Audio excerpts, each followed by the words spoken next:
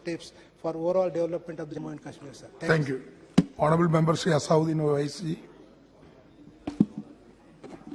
Speaker sir,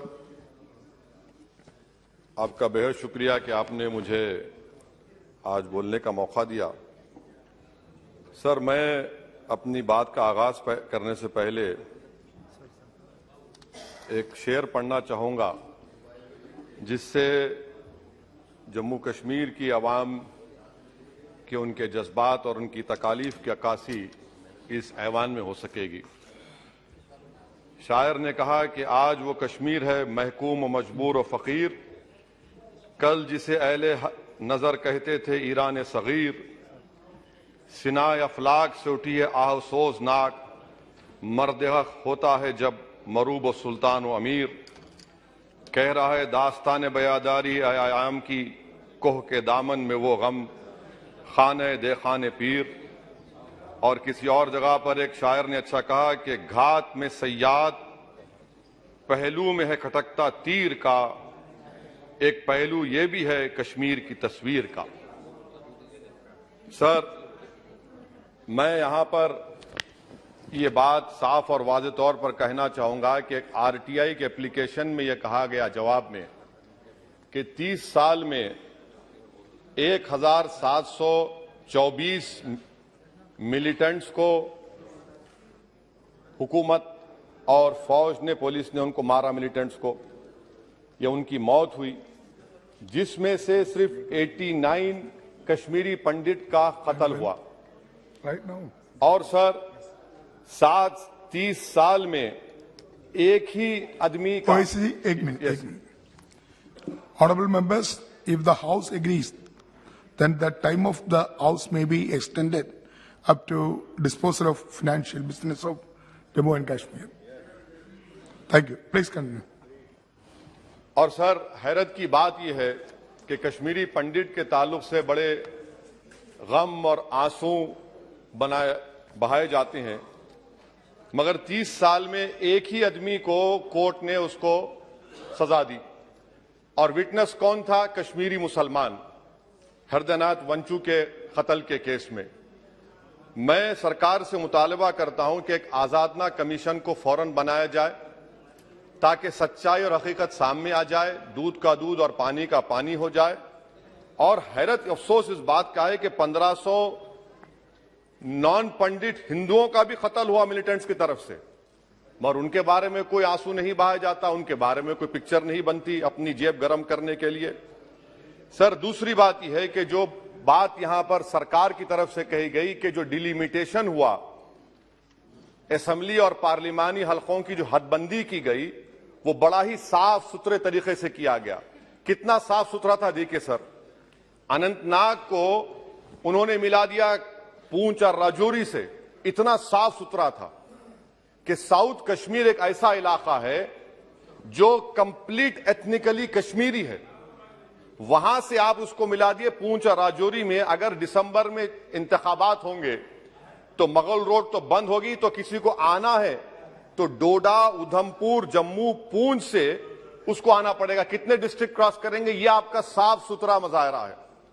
तीसरी बात यह है कि सर, मैं मोहतरमा फाइनेंस मिनिस्टर साहिबा जब जवाब देंगे, वो उस ऐवान के जरिए पूरे मुल्क को बता दें कि आपने दफा 370 को, आर्टिकल 370 को हटाने के बाद आपने कहा था कि हर मर्ज का इलाज हो जाएगा। मर्ज का इलाज नहीं हुआ, मर्ज बढ़ गया। जो मर्ज नहीं था पहले, वो मर्ज बढ़ चुका है। मैं आपके जरिए से मोहतरमा फाइनेंस मिनिस्टर साहिबा से जानना चाहूंगा कि इस ऐवान पर आप रख दें कि कितना एक पैसा इन्वेस्ट हुआ नहीं हुआ। एमओयू की बात मत करिए, कागजात तो बहुत निकलेंगे, मगर एमओयू नहीं बल्कि एक पैसा कितना आपने इन्वेस्ट कश्मीर में करवाया। दूसरी बात यह है सर, एक तरफ सरकार बोलती है हम प्राइवेटाइज करेंगे पूरे मुल्क में, एलआईसी और सब चीज, मगर यहां पर हॉर्टिकल्चर को पब्लिक सेक्टर अंडरटेकिंग बना दिया गया। जो कश्मीरी अपना सेब बेचता था, आप उसको कह रहे हैं नहीं अब हम पीएसयू बना दिए। यह आपका साफ सुथरा और आपकी राह दिखाता है। पावर आपका बरखी का, आपने उसको सेंट्रल पीएसयू से जोड़ दिया। तीसरी बात यह सर, आपकी इकोनॉमिक पॉलिसी है क्या फिर कश्मीर के लिए? यहां पर एक पॉलिसी, वहां पर एक पॉलिसी, कौन सी कंटिन्यूएशन है? आप तो यहां पर एक अपना रहे हैं, वहां पर अलग लोग अपना रहे हैं, इसमें कोई इंटीग्रेशन नहीं है। सर, फार्मा ट्रेडर्स पर दावे हो गए, रेट पड़ गया, जो सप्लायर्स है उन पर रेट पड़ गया, टोल पोस्ट खत्म कर दिया आपने, 114 राइस मिल बंद करने के दहाने पर आ गए। इसका जवाब नहीं है सही है गलत है।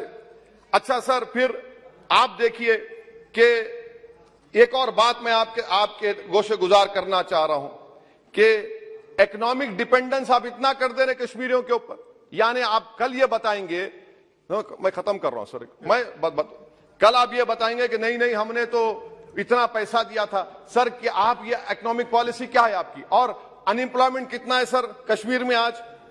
अनएम्प्लॉयमेंट सर आज कश्मीर में 7.2% है। ऑल इंडिया पूरे भारत में ज्यादा अनएम्प्लॉयमेंट है। तो 370 निकाल के आपने क्या किया सर? अनएम्प्लॉयमेंट वहां और बढ़ गया। अच्छा सर, ये और एक बात आपसे कर रहा हूं, JKIDC सर, ये JKIDC ऐसा आपने एक शैतान को बना दिया आपने, वहां पर एक शैतान को क्रिएट कर दिया आपने JKIDC को। और जमीन किसी की भी ली जा सकती है, पुलिस साथ रहेगी और उसके फैसले को कोर्ट में चैलेंज नहीं किया जाएगा। ये जमहूरियत है ना, जमहूरियत में गलत फैसलों को कोर्ट में चैलेंज करेंगे, माने जमीन किसकी भी ले लेंगे, पुलिस का ऑफिसर साथ देंगे। तो इसीलिए सर हम ये कहना चाह रहे हैं कि हर एतबार से आपने वहां पर कोई गलत पॉलिसी की, और अखलाकी तौर पर, आईनी तौर पर कन्वेंशन जो है, ये बजट को यहां नहीं डिबेट करना चाहिए। इस बजट को तो वहां के मुंतखब शुदा अवामी नुमाइंदों को बहस करनी चाहिए। यहां पार्लियामेंट में बैठकर हम एक जम्मू का, कश्मीर का कैसे बजट पास करेंगे? तो गैर अखलाकी बात है, कन्वेंशन के खिलाफ है, और इसको बताता है कि आपका मंशा और मकसद क्या है, कि आप यहां पर कठपुतली की तरह कंट्रोल करना चाह रहे हैं। और क्या कश्मीर में मिलिटेंट्स एक्टिविटी नहीं, लोग नहीं मर रहे वहां पर, सिविलियन कैजुअलिटीज नहीं हो रही, बराबर हो रही है वहां पर। तो इसीलिए सर हम आपसे अपील कर रहे कि आप इन हालात को, खत्म कर रहा हूं सर, इन हालात को देखिए। और कश्मीर की जामा मस्जिद को क्यों नहीं खोलते सर? आप खोलिए ना जामा मस्जिद को, आने दीजिए। आपने जर्नलिस्ट फहाद शाह को पकड़ लिया, क्यों पकड़ा आपने? एक नहीं दो UAPA केसेस लगा दिए। आप बोलते हैं हम दिल और दिमाग को जीतना चाहते हैं। कहां दिल और दिमाग को जीत रहे हैं आप तो वहां पर अपने जोर और जबर की बुनियाद पर जमहूरी तरीके से जो आवाजें उठ रही उनको दबा रहे हैं आप। मैं इसकी मजम्मत करता हूं सर, और मैं इस बजट के खिलाफ अपने खड़ा हूं। बोलने के लिए आपका बेहद शुक्रिया। Thank you, honorable member, Sri N.K. Premendra. बोलने के लिए आपका बेहद शुक्रिया। Thank you, honorable member, Sri N.K. Premendra.